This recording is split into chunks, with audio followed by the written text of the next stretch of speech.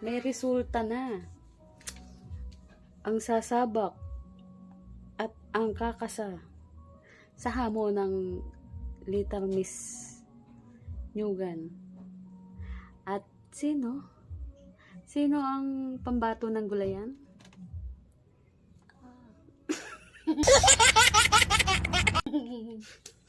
Parang nagtanong yung teacher mo. Ako. Sino? Ako.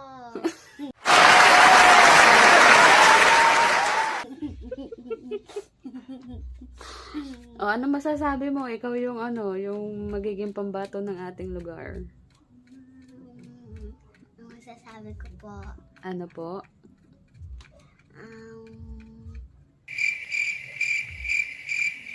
Ano? Naglag na. Paano kung ako yung nagtatanong sa'yo ng questions and what? Question and answer.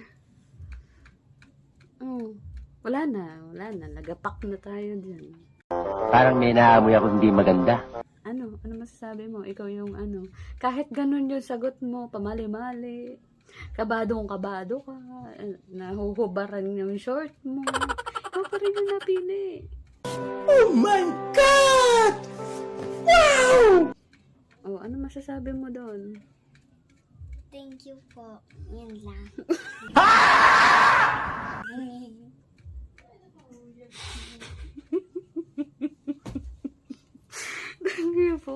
Thank you po, yun lang. Bakit yun lang?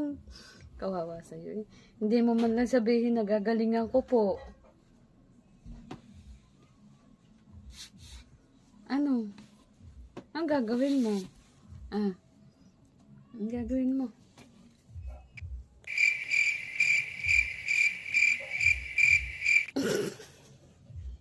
Ang gagawin mo?